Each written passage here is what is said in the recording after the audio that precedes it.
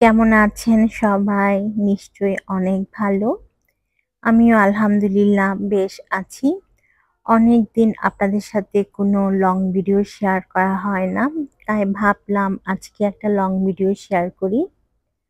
তো আজকে আমি বাসার জন্য এখানে সুজির কেক বানিয়েছিলাম। রেবানি কেক যেটাকে বলে আরকি। তো কেকটা খেতে অসম্ভব রকম মজা লেগেছে আমার কাছে। ইনফ্যাক্ট সবাই বলেছে বাসায় যে কেকটা অনেক মজা হয়েছে। তো আমি ছোট, ছোট স্লাইস করে একটা বক্সের মধ্যে রেখে দিচ্ছি। যেন পিঁপড়া ধরতে না পারে কিংবা সফট থাকে আরকি কেকটা। আর এটা নরমাল ফ্রিজে রাখতে পারেন চাইলে কিংবা রুম টেম্পারেচারেও রাখা যায় বাইরে। এভাবেই আমি অবশ্য বাইরেই রেখেছিলাম। ৩ থেকে ৪ দিন পর্যন্ত ভালো থাকে। খেতেও ভীষণ মজার। তো কেকটা বক্সে ভরে রাখার পর চলে এসেছি চুলায় দুপুরে রান্না করার জন্য। তো অনেক কষ্টেই ইদানিং রান্নাবান্না করতে হয়। কারণ গ্যাসের প্রবলেম। গ্যাস তো থাকেই না। এই অল্প, অল্প গ্যাসের মধ্যে কষ্ট করে রান্নাবান্না করতে হয়। যদিও আমি অনেক সময় ইন্ডাকশন চুলাতে রান্না করি। তবে গ্যাসেও মাঝে, মাঝে রান্না করি। তো আজকে ভাবলাম চিংড়ি মাছ দিয়ে বেগুন আর আলু দিয়ে রান্না করব। একটু ঝোল, ঝোল করে খেতে ইচ্ছা করছে। এই রান্নাটা আমার আম্মু রান্না করতেন। আমি খুব পছন্দ করতাম। আমার আম্মুর রান্না অনেক বেশি মজার ছিল।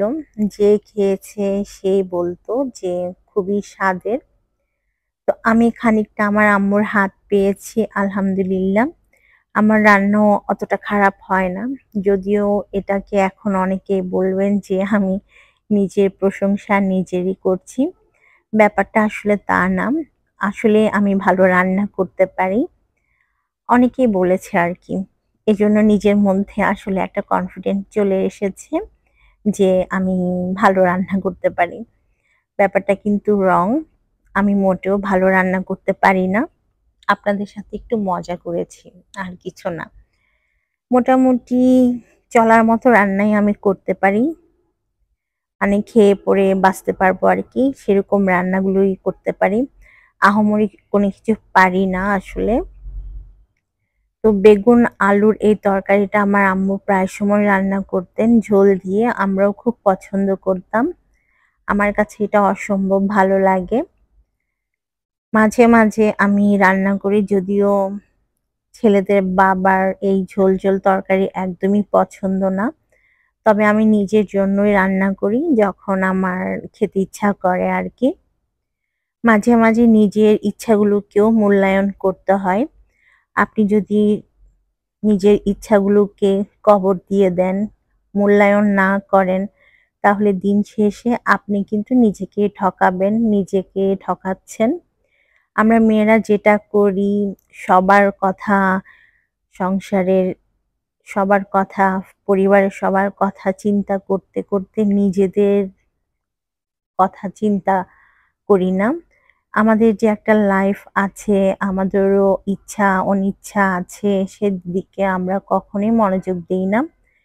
তবে আমি মনে করি প্রতিটা মহিলা বা মেয়েদের নিজের ইচ্ছা অনিচ্ছাগুলোকে প্রাধান্য দেওয়া উচিত। মাঝে, মাঝে নিজের ইচ্ছা মতো রান্না করা উচিত, নিজের ইচ্ছা মতো ড্রেস পরা উচিত, বাইরে ঘুরতে যাওয়া উচিত, ফ্রেন্ডদের সাথে খাওয়া উচিত বাইরে গিয়ে।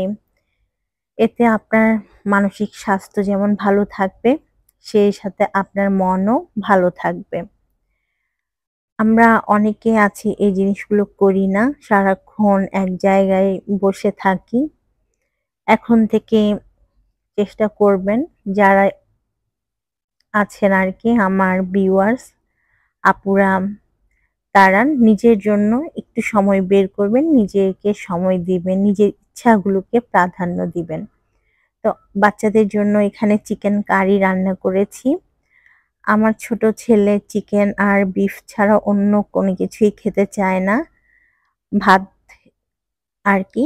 তো ওর জন্য দেখা যায় আমার একদিন পর পরই চিকেন রান্না করতে হয়। তো এখানে আপনাদের ভাইয়া অফিস থেকে আসার সময় বাজার করে নিয়ে এসেছে। সবজি বাজার আসলে বাসায় সবজি শেষ হয়ে গিয়েছিল, সেগুলোই মূলত এনেছে। তা আমি দেখছিলাম যে ও কি কি সবজি এনেছে আজকে। তো মোটামুটি আমার পছন্দের সবজি এনেছে। এখানে বেশ কয়েকটা সবজি আমার বেশ ভালো লাগে খেতে। যেমন কচুরলতি আমার অনেক পছন্দের। সেই সাথে তিতা করলাও ভালো লাগে। ডাল দিয়ে তিতা করলা রান্না করলে আমার কাছে খুবই ভালো লাগে। আমার আম্মু মাঝে, মাঝে রান্না করতেন। একদিন আমি রান্না করব আর রেসিপি আপনাদের সাথে শেয়ার করব। আপনাদের কাছেও ভালো লাগবে। খেতে কিন্তু অনেক মজার হয়।